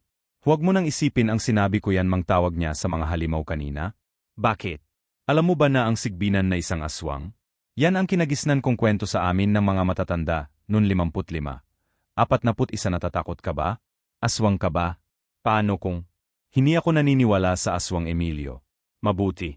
Wala rin namang mabuting may tutulong sa'yo kung maniniwala ka pa. Hindi ba kayo mapapahamak ni Victoria sa ginagawa niyo ngayon? Masyadong abala si nanay. Ba't naniniwala din siya nung sinabi ko na nakatakas ka lang kanina? Kaya mo natulungan siga. Nga pala. 56, 12 hindi ko pa nagagawang magpasalamat sa'yo sa pagtulong mo sa amin kanina. Hindi mo kailangan na ipagpasalamat yon. Alam mo Emilio, pakiramdam ko. Mabuti kang tao. Sa maling pamilya ka lang talaga napunta. Siguro nga. Pero ano pang magagawa ko? Kung anong lahi ka ay pinanganak. Hindi mo na yung matatakbuhan. 56, 30 pwede ka namang gumawa ng sarili mong kwento, Emilio. Hindi mo kailangan bumasis sa kung anong sasabihin sa'yo ng magulang mo. Hindi ganun yung kadali. Kaya ba okay lang sa'yo na pag-isipan ka ng iba ng masama? Lalo na't pangalan mong binibida, Madam Haley na gumawa ng larong yun? Gusto ni nanay na nakikiisa kami sa mga bagay na gusto niyang mangyari. 56, 52 kaya kung anong sabihin niya, wala kami dapat gawin kundi ang sumunod. Normal din ba sa inyo ang paminsan-minsang sumuway kagaya ngayon? Hindi. Kung ganon, bakit mo kami tinutulungan? Ang totoo, hindi ko nilalang. O, may papaating. Baka sinanay niya yan. Victoria, halika na. Kailangan na natin bumalik. 57, 20 Gab, alis na muna ako. Pakiusap, mag-ingat ka. Huwag mo akong isipin. Ako ang bahala sa sarili ko, Victoria. Mag-ingat ka rin. Halika na, Victoria. Bilisan mo. Mang Bitoy. Basta daw kayo baka usap ni Madam. Binuksan ni Mang Bitoy ang rihas at magkasamang lumabas si Lola Donna at si Lolo Gab. Sa kanilang paglakad, pinauna pa sila ni Mang Bitoy na may maingat at mabigat na hakbang pa siguraduhin ang kaligtasan ng dalawa. 58, 04 dinala sila patungo sa sala ng bahay kung saan nakaupo si Madam Helling sa isang malaking upuan. Hawak ang dyaryo na tila bahagi ng kanyang otoridad at katahimikan. Sa paglapit ng mga yabag ni na Lola Donna at Lolo Gab, bahagyang ibinaba ni Madam Haley ang dyaryo at inilipat din ang kanyang salamin upang masusing mapanood silang dalawa. 58, 20 pa bang inaalam nito ang bawat kilos at ekspresyon nila. Sabi pa ni Lola Donna punong-puno siya ng inis at galit sa puntong yon. Bilang isang babaeng prank at walang takot gusto sana niyang ipagsigawan sa matanda kung gaano ito kasama at kawalang puso. Kung gaano siya kawalang konsiderasyon sa naaamdaman ng iba. 58, 40 ngunit alam niya rin sa kanyang puso ang kahihinatnan ng ganoong kilos. Posibleng mas lumala pa ang sitwasyon at baka hindi sila makalabas ng buhay. Kaya kahit sagad ng galit na kanyang emosyon, pinilit niyang pigilan ang sarili. Alam kong naguguluhan kayo sa mga nangyayari. Pero unahan ko na kayo. 50, 06 hindi ko sinadyang dalhin ka, iho, sa laro dahil wala naman akong mapapala kung gagawin ko yun. Isa pa, hindi ko rin gusto mapahiya kagaya ng nangyari kanina. Paano naman hukam yung maniniwala? Ialam ko naman kung ganung kayo kagalit kay Gab. Dahil sa pakikipagrelasyon niya sa anak niyo. Doon na, hindi ako masamang tao. 50, 27 hindi ba't ang gusto ko ay makatulong sa mga may hirap na mamamayan ang bayan natin? Kaya nga binuko ang peryahan, hindi ba? Pero ikinulong niyo ko kami. Ipinain niyo si Gab sa mga hayop na yon. Hindi ko pinilit ang kaibigan mo, kusa siyang sumalis sa larong yon. At nadala lamang din ako ng galit ko kaya ako kayo pinakulong. 50, 47 saglit lang naman, hindi ba? At isa pa, gusto ko nga humingi ng pasensya, kaya pinapunta ko kayo rito. Hindi ko lang naman gusto na napapahiya ako. Kaya bilang pag-ingi ng tawa, dahil alam kong natakot ko kayo, ibibigay ko na lang sa inyo ang inyong premyo. At pwede na kayong umalis sa bangay namin. 1 oras 10 segundo premyo. At ipo ako. Naman, hindi ba't nanalo ka sa laro kanina? Yun nga lang, nandaya kayo. Pero hindi ko na lang hiisipin yun, dahil ang importante naman sa akin ay nagsaya ang mga manonood, dahil sa tagal ng laban. Matagal ng panahon ang huling mangyari yun. Kaya bilang kapalit, may premyo din akong inihanda para sa'yo. 1 oras 32 segundo sandali po. Alam ko pong galit kayo sa akin sa nangyari sa amin ng iyong anak. Wala naman po akong masamang intensyon. Gusto ko po talaga si Victoria. Huwag mo na ang alalahanin yun, iho. Napatawad na kita. Sa ngayon, umuwi na muna kayo.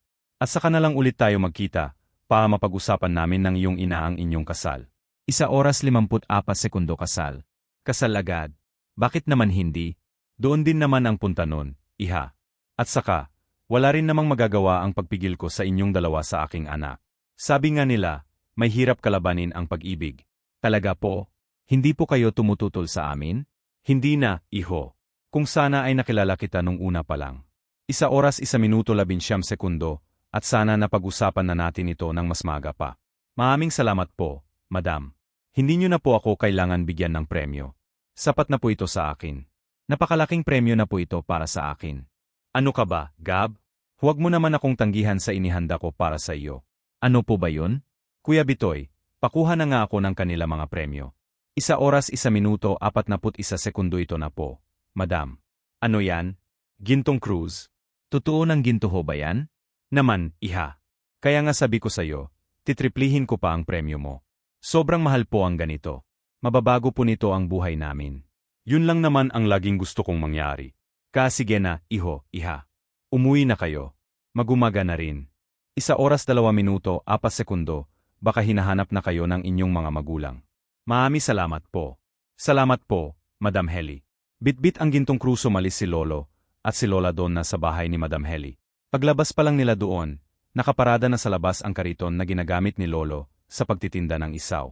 Ang mga pasangkarito na ginagamit ni Lolo sa pagtitinda ng isaw, magkatulong nilang tinulak yun, hanggang sa makaating sila sa kalsada at tahimik na naglaka. 1 oras 2 minuto 44 segundo, parehong hindi sila nagsalita noon. Habang si Lola doon na ay malalim ang iniisip tungkol sa nangyari, si Lolo naman ay hindi pa rin makapaniwala na pumayag na si Madam Haley sa kanilang relasyon ni Victoria. Gab, hindi ka ba nagtatakas sa biglang pagbabago ng isip ni Madam? Para kasing hindi ako makapaniwala eh. 1 oras 2 minuto 57 segundo nagulat ka rin ako. Doon na. Pero hindi ba dapat magsayan na lang tayo? Sa kabila ng lahat ng nangyari, uwi pa rin tayo na dala ang premyo. Pero hindi ba dapat ilapit natin ito sa mga pulis? Iligan ang ginagawa nilang palaro. Kita mo naman kung paano namatay yung isang kasalin, di ba? Doon na, pag ginawa natin yun, palagay mo ba papayagang pa rin ni Madam Helen na matuloy ang kasal namin ni Victoria? Ano naman? Gusto mo ba talagang mapasama sa gunong klaseng pamilya? Masasama sila, Gab. 1 oras 3 minuto 25 segundo, hindi ganun si Victoria. Kilala ko siya. Wala ka bang tiwala sa akin? Dati meron pero ngayon hindi ko na alam. Parang mula nang makilala mo yung Victoria na yan, wala ka nang alam gawin kung di ipahamak ka sa sarili mo. Hindi mo iniisip kung mapapahamak ba ako o hindi? Dun na, saan ba nagagaling yung mga sinasabi mo? Siyempre, may pakialam ako sa'yo. 1 oras 3 minuto 47 segundo kaibigan kita eh. Ang hinihiling ko lang naman ngayon ay intindihin mo ako. Kasi alam mo naman na matagal ko na itong gustong mangyari. Di lumabas na nga ang totoo. Sarili mo lang ang iniisip mo, Gab. Donna, hindi kita naiintindihan. Bakit ka ba nagkakaganyan ngayon? Wala. Kung magbubulag-bulagan ka sa babaeng yan, sige, sa kanya ka na. 1 oras 4 minuto, 8 sekundo huwag ka na umuwi. Ako nang baalang magpaliwanag sa nanay mo. Bakit ba sasama ka pa kung wala namang laman ng utak mo kundi ang Victoria na yan? Donna, ano pa naman? Mag-usap naman tayo ng maayos, Hindi, uwi na ako. At ikaw, bumalik ka na sa pamilyang yun. Sa kalila ka na. Para kung isumbong ko man sila sa mga pulis, hindi ka kagagalitan ni Madam Halley dahil alam niyang ako lang ang may kasalanan. 1 oras 4 minuto 31 sekundo Donna. Ano ba? Bumalik ka dito. Huwag mo akong susundan. Bumalik ka na, Don. Ay, buwisit na ba, no? Umiyak na binilisan ni Lola Don ang gandang paglalakad palayo kay Lolo Gab labis ang galit niya rito. Sir Jupiter tanggap naman niya na hindi siya gusto ni Lolo, pero hindi niya maintindihan kung bakit parang nagiging mali na rin ang mga desisyon nito sa kanyang sarili, kaya kahit mabigat sa kanya, buo na ang loob niya na iwan si Lolo Gab. 1 oras 5 minuto 6 sekundo, nagpatuloy siya sa paglalakad, hanggang halos malapit na sa boundary ng aming barangay. Ilang tulap na lang halos ng kariton at makakalampas na siya. Ngunit isang malakas na puwersa ang humila sa kanya palayo. Kinalagkad siya pabalik gamit ang paghila sa kanyang bestida. Isang malakas na paghila na halos ikalipad niya sa ere. 1 oras 5 minuto 27 sekundo nang bumagsak siya sa lupa. Inasahan niya ang matigas na kalsadang babag sa kanya. Pero sa halip, malambot at mabalahibo ang ibabaw at patuloy na tumatakbo ang nilalang sa ilalim niya. Takot at maingat siyang bumangon at natanaw ang kariton na kanyang iniwan. 1 oras 5 minuto 49 sekundo agad niyang ninawakan ang bag at huminga ng malalayo nang makita na nandun pa rin ang gintong krus. Ngunit doon din niya na-realize na nakaupo pala siya sa ibabaw ng malaking hayo. Isang malaking aso, katulad ng nakita niya sa loob ng laro. Sa pagpapanik ni Lola noon, muntik na siyang mahulog sa likod ng halimaw. 1 oras 6 minuto 6 sekundo ngunit sa isang iglap, nakaligtas siya ng bumagsak sa lupa. Dahil ang halimaw na aso ay biglang naging tao, at halos kapusin ang hininga ni Lola na makilala kung sino ito. Emilio. Ayos ko nang ba, Donna? Nasaktan ka ba? Sandali. Lumuyo ka nga sa akin. Umalisa sa ibabok ko. Lumuyo ka sa akin. Ito na. 1 oras 6 minuto 33 sekundo ito na. Ayop ka, Emilio. Isa kang sigbinan. Aswang ka. Umiyaho ka muna, Donna. Hindi ako masama. Gusto kitang tulungan. Tulungan? Hindi ko kailangan ng pulong mo. Uwi na ako. Gusto ko nang umuwi. Hindi pwede. Mapapahamak ay. Bakit naman ako mapapahamak? Tumingin ka nga sa sarili mo. Mas mapapahamak ako ngayon na kasama kita. 1 oras 6 minuto 57 sekundo teka. Sandali. Si Gab, nasa si Gab? Bumalik si Gab? Inatay mo ba siya? At kaya ako nandito paapatayin din ako. Hindi, Donna. Hindi kita sasaktan. Si Gab kasama niya ngayon si Victoria. At naandito ako para balaan ka rin. Balaan? Balaan saan? At kung sigbinan ka, ganun din si Victoria, hindi ba? Ano? Inaakit niya lang ang kaibigan ko para ilaman sa sigmura niya? Alam kong masama ang tingin mo sa amin, Donna. 1 oras 7 minuto 28 sekundo, pero hindi kami ganun magkapatid. Tutok nagmamahal si Victoria at ang kaibigan mo. Kaya nga hindi sa ngayon si Nana ay sa kanila, hindi ba? Dahil hindi pwedeng umibig si Victoria sa isang tao. Pero pinangakuan niya si Gab na ipapaksal kay Victoria. Ibig sabihin ba nun? Niluloko na naman kami ni Madam Halley? Hindi. 1 oras 7 minuto 49 sekundo, pero hindi ba ganda ang binabalak ni Nanay? Ang gintong krus na hawak ninyo ngayon, gagamitin kayo niyan para mapasunod niya kayo. At mangyayari yun oras na makalabas na kayo sa barangay namin. Ano? Gusto kayong kunin ni Nanay? Pag nalas na kayo sa barangay namin. Ano? Gusto kayong kunin ni Nanay? Pag nalaso na kayo ng gintong krus na yan, maabali kayo rito. 1 oras 8 minuto 12 sekundo alaya ng ritual. At muli kayong isisilang bilang mga bagong sigbinan. Nakitaan ang potential si Gab, dahil malakas siya. Magiging magandang lahi ang ibibigay niya kay Victoria. Oras na magkanak sila. At ikaw, at ako, anong balat niyang gawin sa akin? Malamang, ay ipakakasal ka niya sa akin. Ano? Hinilang pala kayo mga halima o mga hibang din. 1 oras 8 minuto 37 sekundo hindi ako magpapakasal sa katulad mo. No? Uwi na ako. Narinig mo ba ang sinabi ko daw na? Ikapapahamak mo ang pag-uwi sa inyo. Kung itong gintong krus lang din ang problema, o yan, sayo na. Hindi ko nakukunin yan. Hindi ganito kadali yan, Donna.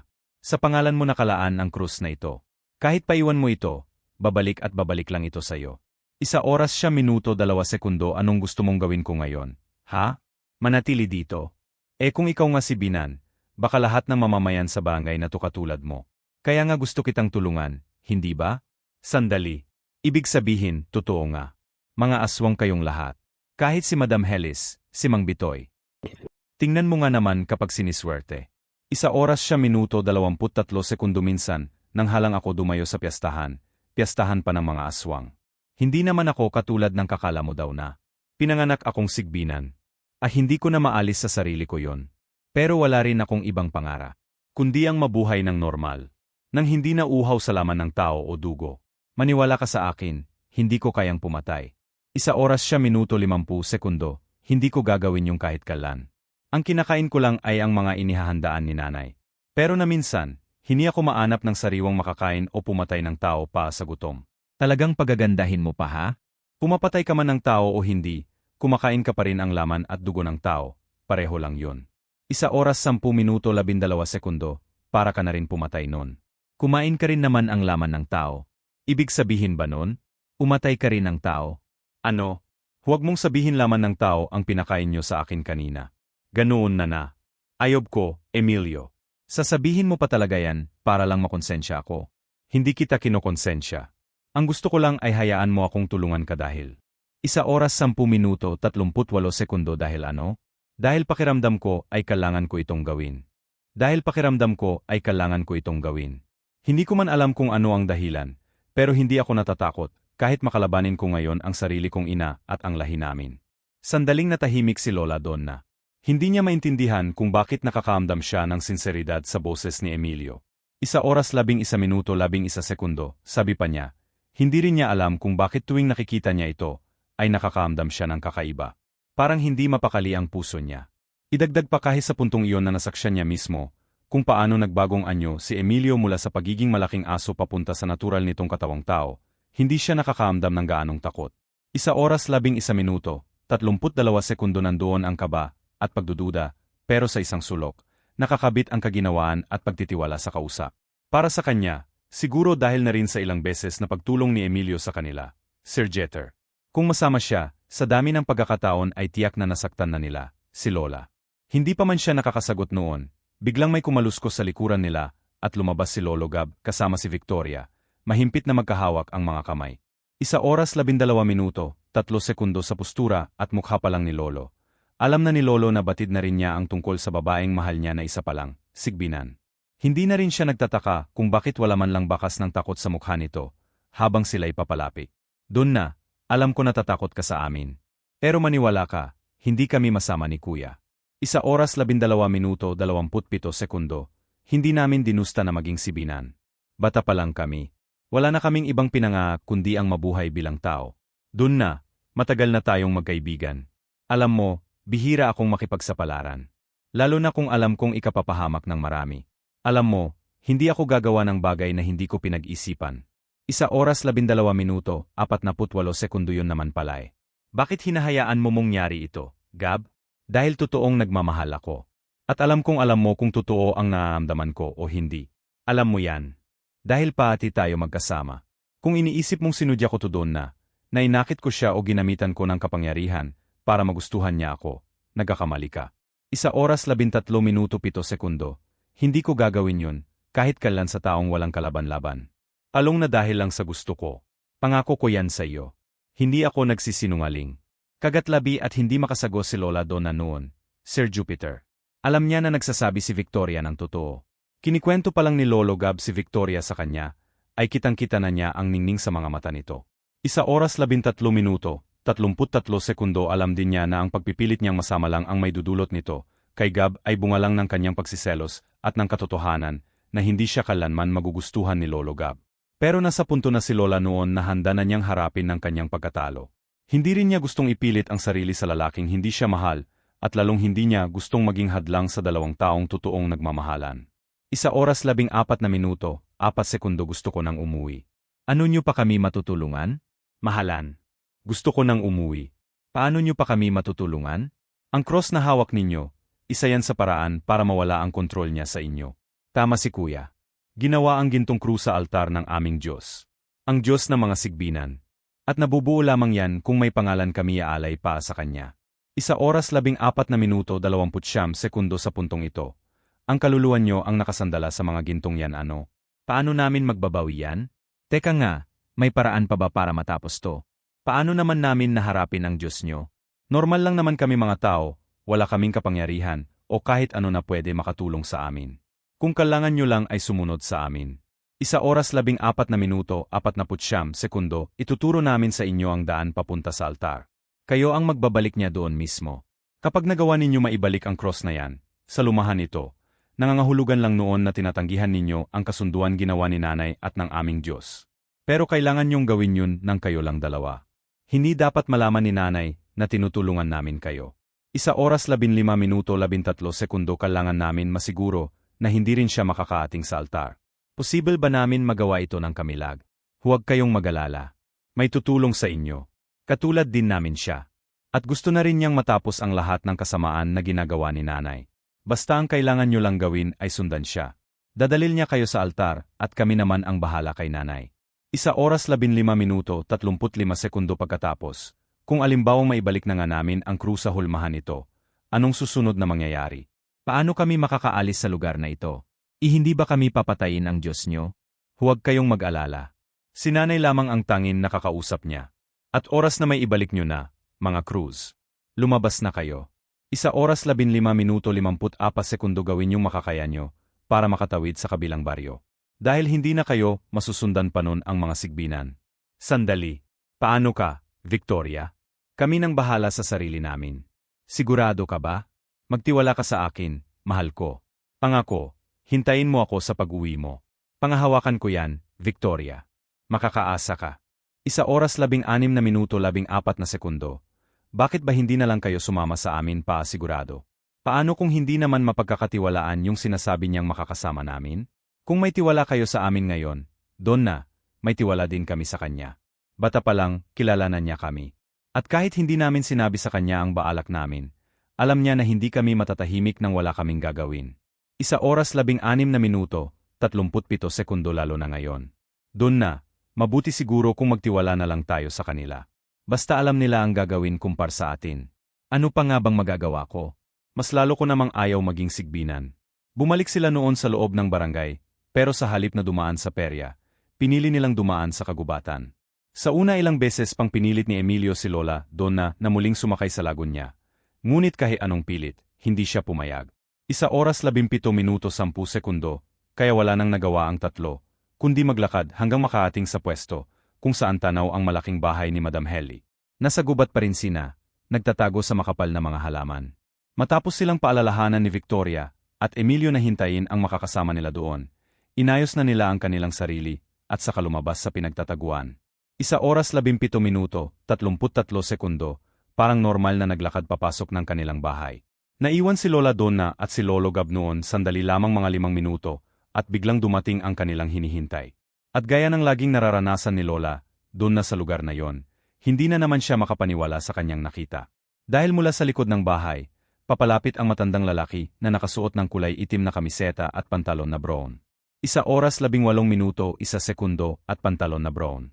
May suot na itak sa tagliran, at may postura na malayo sa kanyang anyo noong namumuno siya sa palarong bingo. Mang Bitoy, hindi ba't kayo yung utusan ni Madam Hedy? Tama ka. Siya din ang may hawak ng larong bingo. Siya ang makakasama natin? Magandang araw sa inyo, ihayho. Sikat ng araw.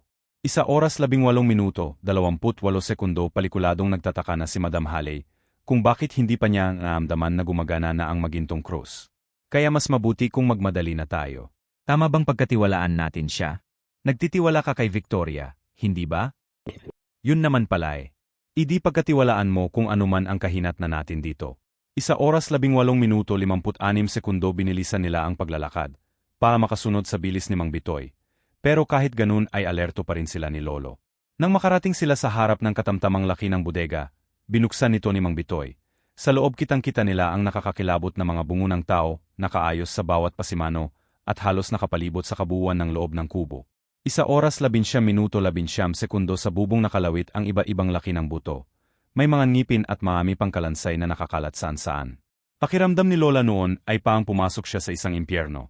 Daman niya ang kilabot sa nakikita, at ang tanging gusto na lang niyang mangyari ay makaalis doon.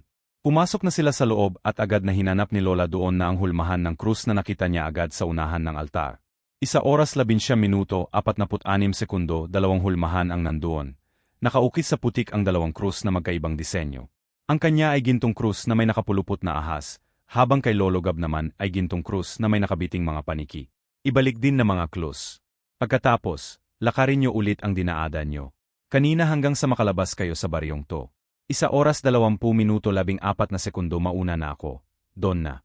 Ikaw naman. Ilagay mo na rin yan. Sandali. Bakit? May posibilidad po ba, Mang Bitoy, na maging taong isang sigbinan? Ano? Bakit mo naman tinatanong pa yung Donna? Ilagay mo na yung sa ulmahan. Baka lalo lang tayong mahuli ng mga tao ang libanang hindi. Kung may paraan pa maging tao sila, bakit hindi pa nila ginawa noon pa lang? Mang Bitoy, akala ko ba bata pa lang sila gusto na nilang maging normal? Donna, Gab, isipin mo. Kung bata pa lang ay wala na silang ibang gusto kundi maging tao. 1 oras 20 minuto 48 sekundo. Bakit nun palang hindi na nila pinili maging tao kung may paraan naman pala? Bakit ngayon pa? Anong ibig mo sabihin? Na paano kung hindi naman totoo na may paraan para makatawid sila? Paano kung ginagawa lang nila ito, para iligtas tayo? Ano? Hindi. Nangako si Victoria sa akin. Nangako siya makikipagkita siya sa iyo. 1 oras 21 minuto 9 sekundo. Pero hindi siya nangako, makakatawid sa kabilang bari at makakasama ka. Hindi pwede. Ang dami nang nangyari, Donna. Hindi ako babalik nang hindi ko kasama si Victoria. Pabuting tao siya. Hindi siya dapat dito. Wala nang magagawa ang pagsisisimugab. Pagkabata pa lang sila, alam kong magyayari ito. Dadarating ang puntong ilalaan nila mga buhay nila dahil sa kagustuhan nilang maging tao. 1 oras 21 minuto 37 sekundo. Pero hindi ko akalaing iaalay nila ang buhay nila. Hindi pa iligtas ang sarili, kundi pa iligtas kayo. Pero bakit naman nila gagawin yun? Ang mga katulad namin, sigbinan, kapag umibig, ilalaan namin ang buong pagkataon namin para protektahan ang mahal namin. Wala na bang paraan para sila naman ang matulungan namin? Meron. 1 oras 22 minuto 5 sekundo, pero hindi ito basta-basta. Kahit anong mga bitoy, gagawin ko para kay Victoria. Kailangan niyong pilasin ang kanilang anyong hayo. Ang kanilang bala. Babalik sila sa pagiging tao kapag nagawa niyo yon. At kapag nasunog din yung balak, hindi na sila magiging sigbinan kailanman. Pero, kailangan ay hindi nila nalalaman ito. 1 oras 22 minuto, 34 sekundo, at kailangan ninyo maging mabilis. Mga pusong tao labang sila, pero sigbinan pa rin. Kaya oras na basugatan ninyo sila, pwede nila kayong saktan, bakalibutan, at manaig ang kanilang lahing aswang. Kakayanin ko, pa kay Victoria, mabuti. Pero sa ngayon, ibalik na muna ninyo ang mga krus. Hindi. Bakit? May isa pa akong tanong, Mang Bitoy. 1 oras 23 minuto 4 sekundo, tutal nandito na rin kayo, at ina-traitor ang inyong lahi. May paraan ba pa tuluyan ang mawala sa mundong baryong to? Ano pang naiisip mo, iha? Paano kung wasakay na lang namin ang mga gintong krus na ito? Anong mangyayari? Hindi ko masasagot yan. Tangi ang matapang na susubok labang ang makakalam ng sagot. 1 oras 23 minuto 30 sekundo nagbigay ng pag-asa si Mang Bitoy sa mukha ni Lola, doon na sa bagyang ngiti at pagsuko nito. Parang sinasabi na ipinaubaya na niya sa kanila ang kahihinatnan ng kanilang lahi. Kaya buong loob na ibinalik ni Lola ang gintong krus sa kanyang bag.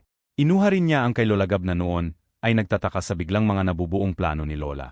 1 oras 23 minuto 53 sekundo kahit siya mismo. Hindi niya maintindihan kung bakit bigla siyang nagkaroon ng pakialam sa dalawang sigbinan at kung bakit bigla siyang nakahanap ng lakas ng loob para isipin na kaya niyang isaado ang baryo yon para hindi na muling makapambiktima. Ngunit pagkalabas nila sa kubo, biglang hinabol sila ng mga tauhan ni Madam Heli na sa isang igla ay naging mababangis na mga hayop. 1 oras 24 minuto 19 sekundo si Mang Bitoy naman ay mabilis na nagbagong anyo.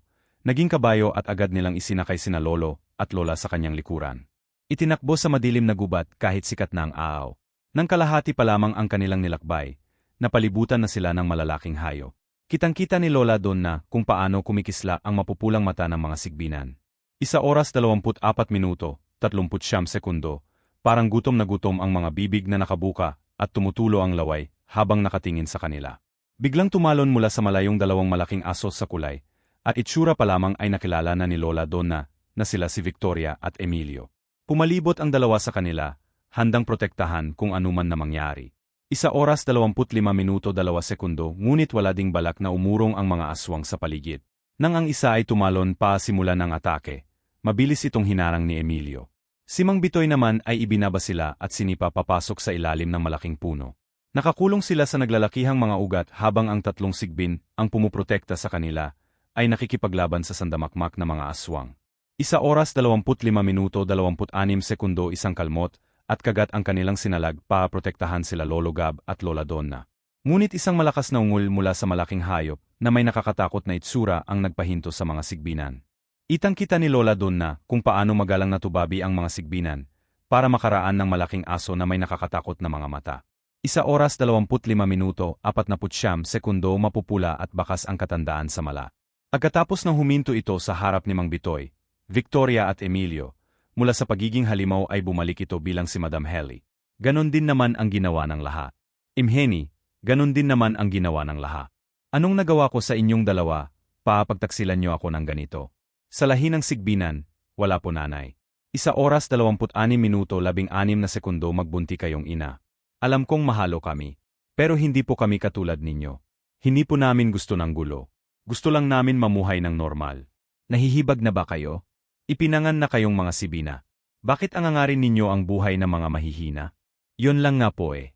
Wala na kaming magagawa, kundi tanggapin na lang ang kapalaro namin, nanay. 1 oras 26 minuto 39 sekundo handa po kami ron. Pero hindi po namin kayang makita kayong sasaktan at papatay ng mga taong mahal namin. Pati ba naman ikaw, Emilio? Hindi mo lang kinukonsente ang kapatid mo. Pati ikaw ay tinatalikuran mo na rin ako. Ayan nyo na lang pong makalis sila Donna at Gam. Nangangako ako sa inyo, kontrolin nyo na ang buhay ko. 1 oras 27 minuto 5 sekundo, hindi ako tatanggi kahit ano pa yon. Emilio, Victoria, hindi simplang inihiling nyo. Malaking pagtalikod dyan sa lahi natin. Pero kung ipapangako nyo na mula ngayon, hindi nyo na ako susuwain. Sige, pagbibigyan ko kayo. Maaming salamat to. Hindi. Hindi ko papayag, ayag Victoria Gam. Ano ba? Hindi ko kayang umalis dito nang hindi kita kasama Victoria, huwag kausap. Huwag mong gawin to nang ako ka sa akin eh. Atid nyo na sila sandali. Sasama kami hindi ka ba nagtitiwala sa sarili mong ina Emilio? 1 oras 27 minuto 43 sekundo na. Malaking kapalit din ang hinig na ito.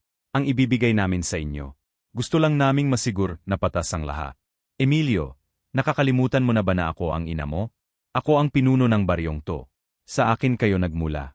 Pagkatapos ay pagsasalitaan mo ko ng ganyan, na parabang kalaban mo ko? Gusto lang po namin makasiguro, nanay. 1 oras 28 minuto 7 sekundo anak nyo kami. Alam namin kung paano kayo kumilos.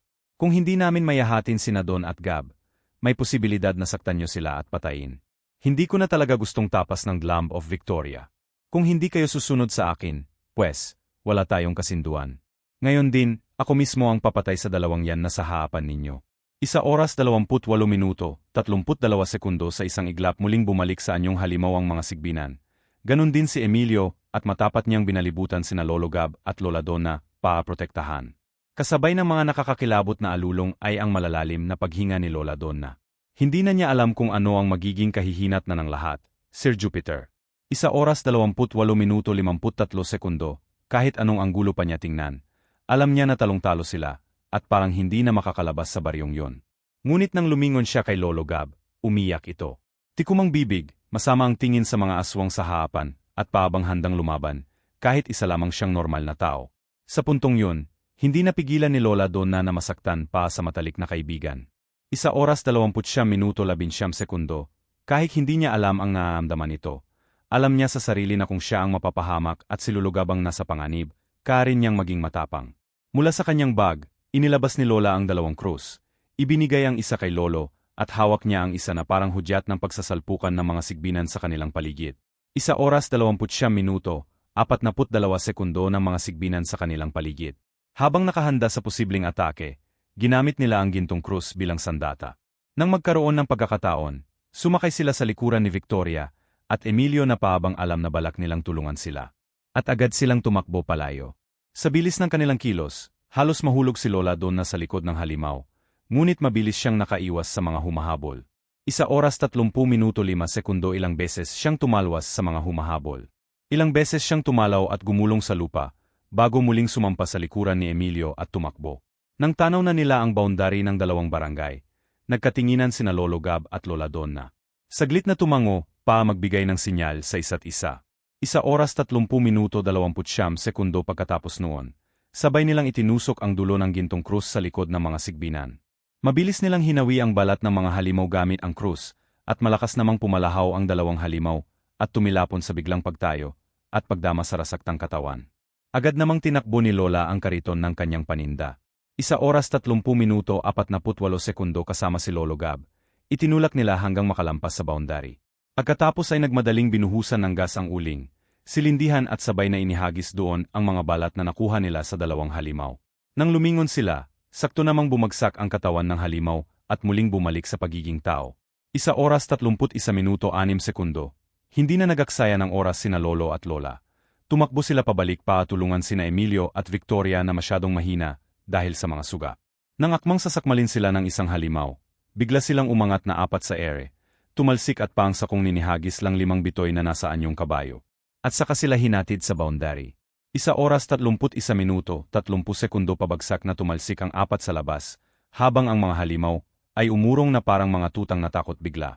Sa gitna ng mga yon ay si Madam Heli, namumulang mga mata habang nakatingin sa kanila ni Lolo at Lola Donna. Ngunit huli na, hawak na nila ang magtatapos sa lahat. Hinihingal man sabay na inihagis nila Lolo Gab at Lola Donna ang krus.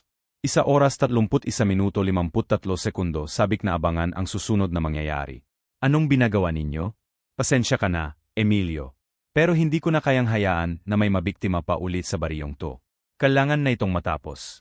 Nakita mo ba, Emilio? Victoria? Ang mga taong pinili nyo, kumpara sa sariling dugo at lahi, sila pa ang magiging wakas natin.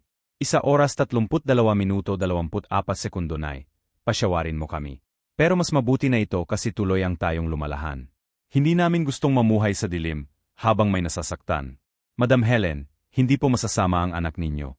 Kahit ay pinanganak silang may lahing sigbinan, mas matimbang pa rin sa puso nila ang pagiging tao. Ang pagiging mabuti. 1 oras 32 minuto 44 sekundo sana, kahit kayo lang sa huling pagkakataon, kaanyong tanggapin nyo bilang isang magulang. Sabi ni Lola doon na kitang-kita niya sa mga mata ni Madam Helen noon ang namumuong luha. At siguro kung nagawa pa nitong makapagsalita, bago lumubog sa lupa ang kanilang baryo, at matabunan ng mga damo, puno, at naging kagubatan. 1 oras 33 minuto 7 sekundo, baka nagawa pa nitong humingi ng tawad sa mga anak niya. O kahit papaano, makita nila Emilio at Victoria kung paano lumuha ang kanilang ina kahaluman ng gali at pagmamahal. Ngayon, ang tinutukoy ni Lola doon na baryo ng mga aswang na nagdiriwang ng mangyang fiesta, ay isa ng kagumatan na hindi kailanman sinubukang pasukin ng kahisino. 1 oras 33 minuto 34 sekundo, hindi dahil sa kwento lamang, kundi dahil sa mababangis na mga hayop na nakatira doon na madalas makapahamak sa mga taong sumusubok pumasok. Kung tatanungin si Lola Donna, hindi niya rin alam kung ano ang nangyari matapos yon. Pero posibleng naging mabangis na hayop sa gubat ang mga sigbinan. 1 oras 33 minuto 59 sekundo mabangis, ngunit hindi na aswang na may kakayanang magbalat kayo. Isa lang ang malinaw sa kanya, ang mga pusong minsang humanap ng kalayaan ay tuluyang lumaya. At ito ay dahil lamang sa isang laro, na naging dahilan upang magtagpo silang apa. Ano to? 1. Bitukan ng manok. 1 oras 34 minuto 24 sekundo ano? Kunwari hindi mo alam? Hindi naman kasi isa ang tawag namin dyan. Nga naman, Donna. Ikaw kasi hindi ka malang mag-iba ng paninda. Bakit palaging isaw? Pwede namang dugo, laman, o kaya paan ng manok. Ikaw ang nakaisip, o kaya ang gumawa. Paano naman hindi lagi nakahati ka lang sa paninda ko? Gumawa ka na ng sarili mong kariton. 1 oras 34 minuto 42 sekundo, nga naman, Gab. Kailangan na rin namin mag-ipon ni Donna. Para sa pampakasal namin. Kaya bumukod ka na rin ng paninda. Anong pampakasal? Pakasalan mo mga isang ko. Ayan, ikaw na magtinda dyan. Kasal-kasal ka dyan. Ikaw naman. Hindi ka naman, Mayo. Ay nako, Emilio. Hindi mo ako madadyan sa maganyang banat mo. No? Mabuti sana kung mayaman ka eh.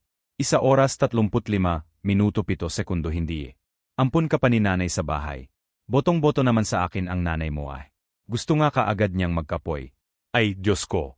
Kilabutan ka nga, Emilio. Kung ano-anong pinagsasasabi mo dyan. Ay naku, kayong dalawa. Alam mo ba? Dalian din ako ng Donna. Pero tingnan mo. Dito pa rin ang bagsak ko sa kaibigan mo, basta hindi. Kapag nakapagpatayo na ako ng sarili kong isawan yung hindi nakariton, saka ko lang may isipang mag-asawa na yun lang naman pala eh. Bakit hindi mo agad sinabi Donna? May paraan tayo dyan 1 oras 35 minuto 39 sekundo teka. Saglit o, anong kinukuha mo? Surpresa namin sa inyo. Ano yan? Ito. Lumapit kayo sa akin. Vines. O, kintuban. Huwag ka nga maingay. Baka may makarinig sa iyo. Manakaw pa to. Emilio, saan ka naman kumuha niyan? Dala ko. Paano? Nung mumuha tayo ng plano, hindi ka ganun natakot sa akin. Alam mo, kahit mo paano, naniniwala akong hindi kita sasaktan. 1 oras 36 minuto 11 sekundo, at may kutuma kong mahulaan mo, na hindi naman talaga kami makakalampas sa kabilang baryo. At dahil ikilala namin kayong pareho, alam namin hindi kayo basta-basta papayag na mangyari yon. Alam namin hindi kayo basta-basta papayag na mangyari yon. Kaya sinilid namin ang maliliit na gintong ito sa busa namin. 1 oras 36 minuto 30 sekundo, para kung sakaling maging tao na nga ka ng tuluyan at makalampas, may bibigay namin ito sa inyo bilang pasasalama. Sigurado pa kayo? Naman. Akin na. Hep, hep, hep. Sandali. O, bakit? Pakasalan mo buwag ako. Ha? Paano ba, Donna? Wala ka nagtaka. Napakadaya. Bakit, Donna? Wala ka nang taka. Napakadaya. 1 oras 36 minuto 46 sekundo bakit, Donna? Hindi mo ba gusto ang kuya ko? Gusto. Pero ang dami kong mga kapatid eh. Hindi dapat pag-asawang inuuna ko. Paano kung ganito na lang? Paghanda ka na. Pagpakiramdam mo, kaya mo na mumuunang sarili mong pamilya. Saka tayo magpapaksa. Paano kung ilang dekada pa mangyari yan? Kahit ungugod-ugod na tayo, handa ko maghintay hanggang sa kung kailan ko makukuha ang matamis mong. 1 oras 37 minuto 16 sekundo o ano? Payag ko ba? Payag na yan. At handa kang dalaga niya, Donna. Gusto mo bang maging katulad ni Aling Barits na laging gali at masungit? Sige ka. Yun ang mangyayari sa'yo pag hindi mo tinanggap sa Emilio. Salamat, ha? Nakatulong ka talaga, no? Pero hindi biro, Donna.